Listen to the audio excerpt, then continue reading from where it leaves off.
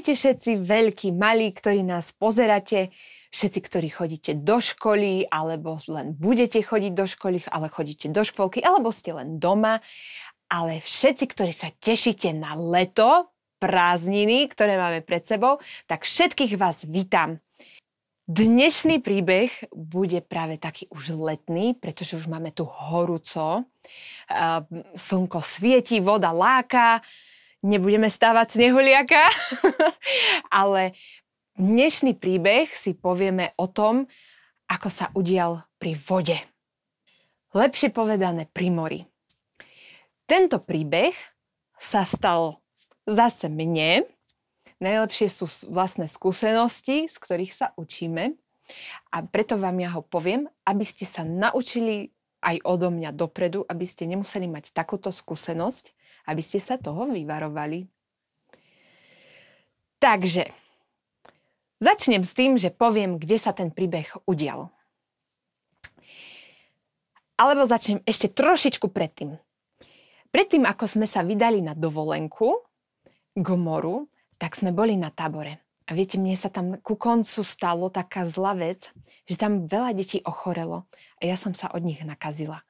A už išla som do lietadla s tým, že strašne ma boli hrdlo. No, ale tak som si hovorila, more vylieči. Však more je liečivé, že? Slniečko, teplo bude a tá morská voda, hlavne tá soľ. No, tak dostali sme sa k tomu moru a bolo to, viete, kde sme leteli? Leteli sme do Grécka. Bol to grécky ostrov, ktorý sa volal Kos. Je to taký ostrov, ktorý je malý a zároveň dokážete sa dostať na jedno miesto, kde keď idete po ceste, tak z jednej strany je more, aj z druhej strany. Bolo to také veľmi zaujímavé, pekné, ale zároveň aj desivé. A trošku som sa cítila možno, jak Mojžiš keď išiel cez roztvorené more, akurát, že to bola taká pličinka. Takže úplne to až tak nebolo. Ale aspoň kúsoček som z toho mala. No a aby som viacej nehovorila okolo, len som vám chcela trošku predstaviť ten ostrov, tak pokračovanie to malo také, že bola som tam s Mašom. Mašo, to je môj manžel, a boli sme tam aj s jeho rodičmi a súrodencami. No a teraz jeden deň, asi druhý, už mi začínalo byť tak horšie. Nehovoriac o tom, že ten hrdlo ma neskutočne bolelo. A tak som nevládala ani poriadne chodiť. Asi už na mňa liezla aj teplota.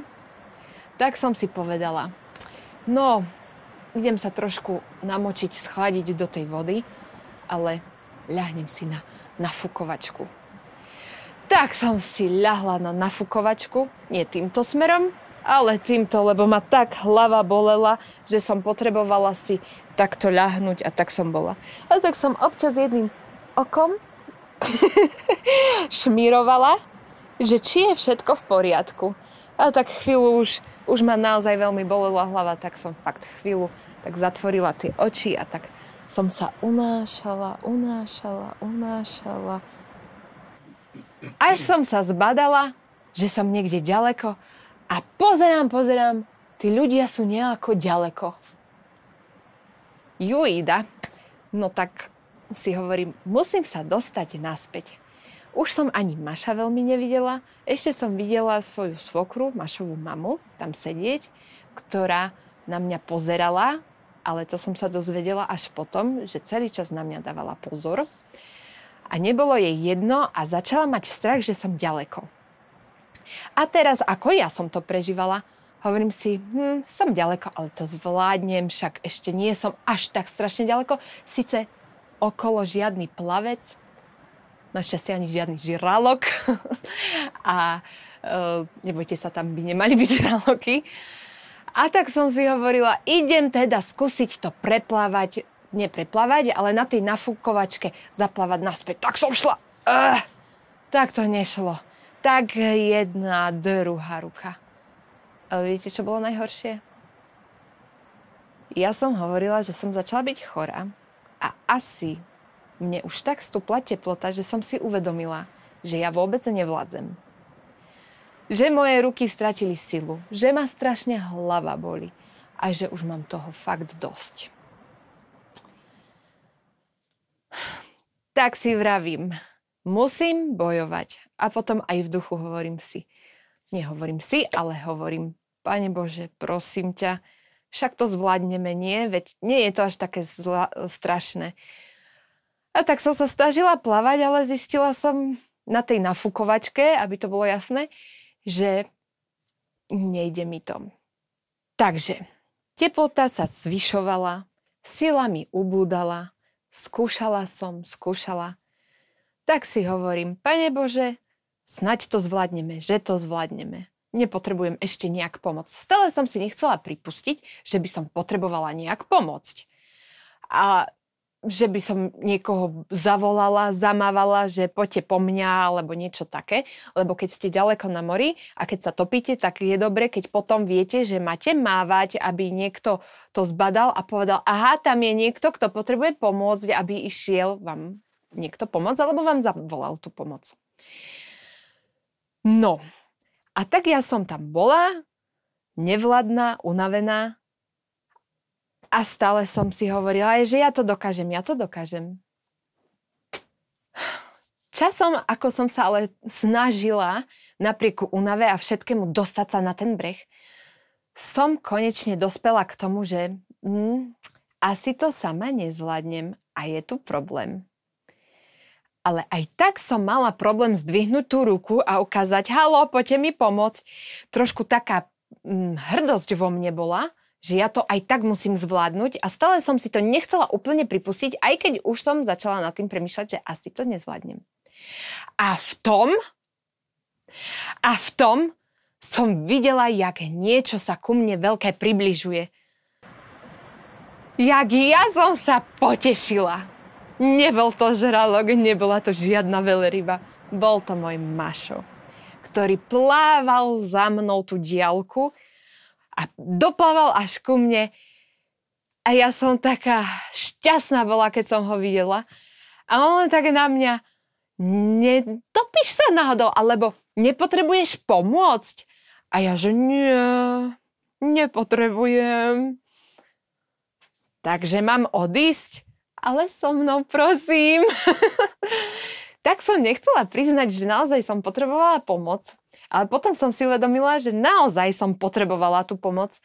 Aj to uvedomenie si, že prišiel niekto, kto ma chytil za tú nafúkovačku a že už vôbec niekto tam so mnou bol. A Mašo teda chytil tú nafúkovačku a odplával to so mnou až ku kraju. A potom som sa dozvedela, že svokra celý čas na mňa pozerala, dávala na mňa pozor a už sa jej nepáčilo, kde som sa dostala. A ona aj vedela, ako to pri tom mori chodí, že tam môžu byť tie rôzne víry, rôzne prúdy, ktoré vás môžu zobrať. A preto povedala, nenechávajú ísť tak ďaleko, tak už je strašne sama, možno potrebuje pomoc. Bež po ňu, bež, plávaj po ňu. A tak Mašo teda doplával za mnou a ja som bola taká šťastná, keď prišiel a že došiel a že ona vôbec na mňa pozerala, že som si uvedomila, niekto na brehu je, kto na mňa dáva pozor a ja vlastne o tom ani neviem. A poslala mi niekoho, kto ma mohol zachrániť. Ani by som to do úvodzoviek nedávala, lebo naozaj mi pomohol a zachránil ma a doviedol na breh. Tak som bola veľmi rada, že to neskončilo tak, že som skončila niekde v strede mora, alebo že museli po mňa poslať, ja neviem, nejakú pobrežnú hliadku, ale že môj hrdina bol môj manžel a zároveň aj moja zachránkyňa, moja svokra. A tak pre mňa to všetko dobre dopadlo, dostala som sa na breh a bola som rada a potom som išla sa liečiť a oddychnúť si do tieňa z tej horúčky. Milé deti, aj dospelí, rodičia, starí rodičia, všetci, ktorí pozeráte a počúvate tento príbeh, verím, že si zoberete z neho ponaučenie a takisto teraz, keď budete chodiť k vode alebo teda na nejakú dovolenku, tak prajem vám všetkým, aby ste sa nikto neutopili, aby ste sa v zdraví vrátili zo všetkých dovoleniek domov a hlavne, aby ste mali pekné, krásne leto a nezabudli, že stále niekto na nás pozerá a dáva na nás pozor a poprípade môže byť, že niekoho pošle, aby nás zachránil, aby nám pomohol. Ale nezabudnite, že musíte si chcieť aj nechať pomôcť.